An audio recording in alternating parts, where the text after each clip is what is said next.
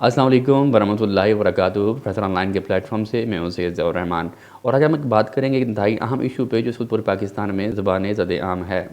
ये इशू क्या है? ये इशू दरअसल ट्रांसजेंडर के हकूक़ के हवाले से है और इस पर पूरा पाकिस्तान जो है वो इस पर सरापा एहतजाज है। उलमा का एक बड़ा तबका जो है वो इस वक्त इसके ख़िलाफ़ बात कर रहा है।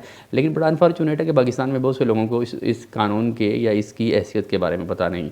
तो आएँ हम आज इस वीडियो में इसका मुकम्मल अहवाल जानने की कोशिश करते हैं और ये जानने की कोशिश करते हैं कि आखिर वो कौन सी आर्टिकल्स हैं, वो कौन सी इसके सब क्लॉजेज़ हैं जिससे लोगों को एतराज़ है या वो इस्लाम के मुनाफ़ी हैं। लेकिन इस तमाम डिस्कशन से पहले मैं ये चाहता हूँ कि आपको कुछ अहम नुकात के ऊपर डिस्कस कर लिया जाए ताकि क्योंकि इस लॉ को समझने के लिए हमें कुछ टर्म्स को समझना इंतहाई ज़रूरी है।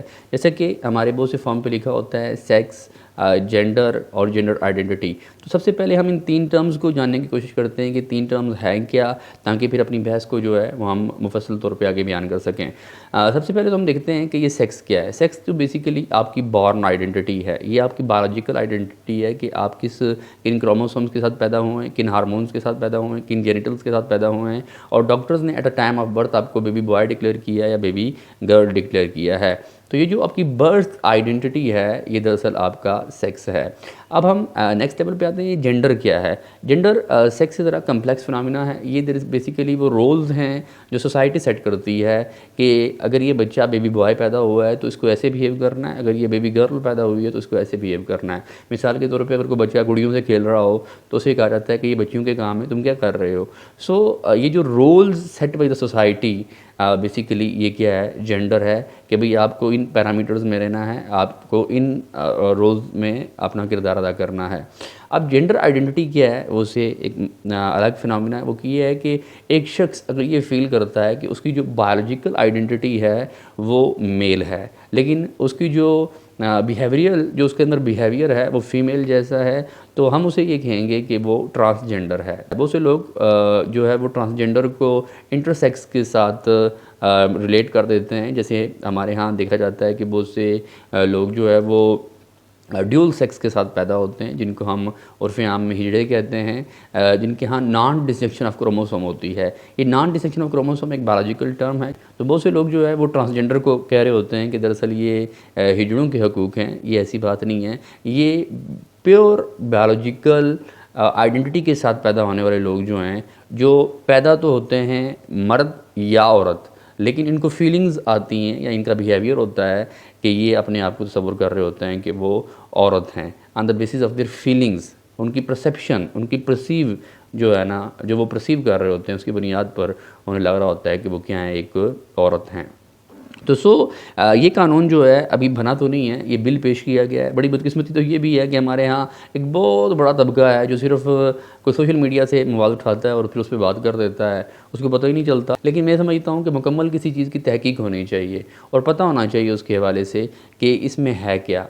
तो सबसे पहले तो मैं आपको ये बताना चाहता हूँ कि ये बिल पेश हुआ है जो मंजूर कर लिया गया है। बिल किसे कहते हैं? ये पॉलिटिकल टर्म है। जब भी किसी मुल्क के अंदर, जो डेमोक्रेटिक मुल्क के अंदर कोई कानून बनता है तो उस कानून के हवाले से एक बिल पेश किया जाता है। अगर उस ऐवान की अक्सरियत जो है वो उस बिल को मंजूर कर लेती है कि इसको अंडर डिस्कशन आना चाहिए, इस बात को कि हाँ पाकिस्तान में ये मसला है, यहाँ ट्रांसजेंडर्स हैं, यहाँ बहुत से ऐसे लोग हैं जो कि बहुत से तो नहीं, बहुत थोड़ी मिकदार में ऐसे लोग हैं जो कि बायोलॉजिकली तो मेल होते हैं लेकिन उनके जो एट्रीब्यूट्स होते हैं वो फीमेल की तरह के होते हैं, या वो बायोलॉजिकली तो फीमेल होती हैं लेकिन उनके जो एट्रीब्यूट्स होते हैं या बिहेवियर होता है वो मेल जैसा होता है। तो ये आइडेंटिटी हमारी सोसाइटी में मौजूद है। अब ये डॉक्टर से कंसल्ट करेंगे, अब हम ये मज़ीद जानने की कोशिश करेंगे कि क्या ये बायोलॉजिकल डिफेक्ट है, ये बॉर्न डिफेक्ट है ह्यूमन के अंदर, या इसका ताल्लुक नफ्सियात के साथ है।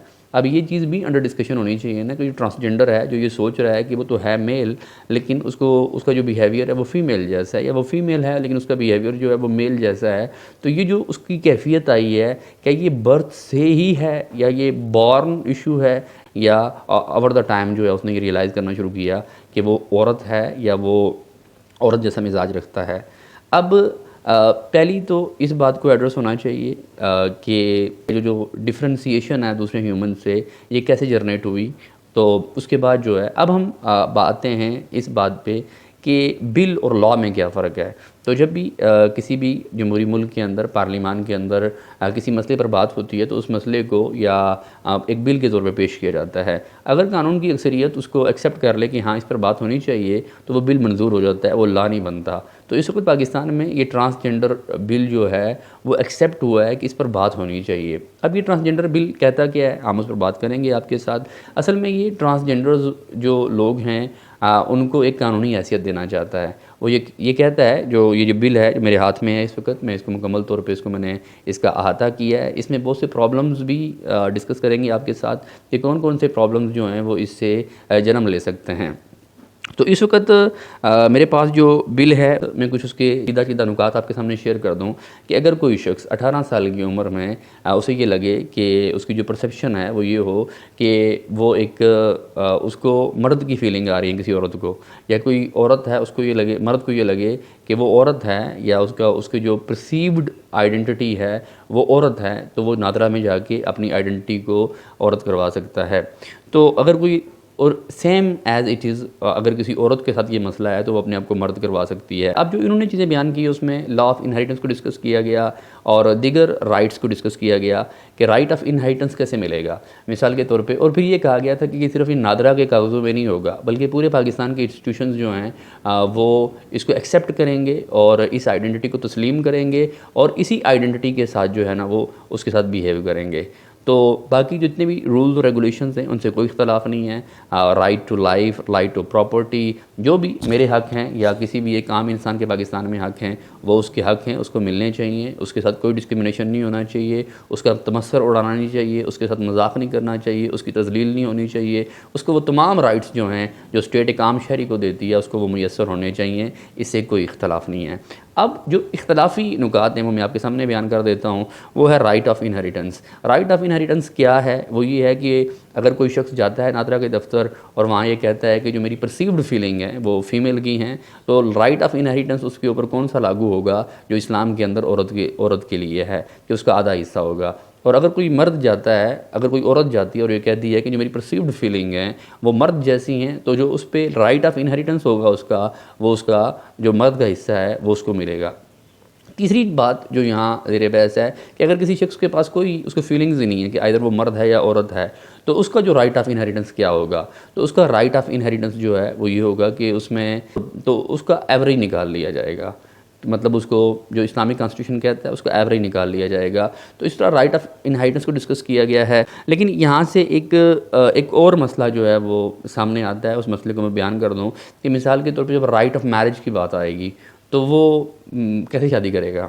اس کی آئیڈینٹی تو اسٹیٹ کے اندر اگر مثال کے طور پہ جو جینڈر آئیڈینٹی ہے اگر اس کی فیمیل کر دی ہے تو پھر جو میرجز کا معاملہ ہوگا وہ کیا ہوگا کہ پھر اسٹیٹ کے اندر یہ لا ہے نا کہ مرد عورت کے ساتھ شادی کرتا ہے.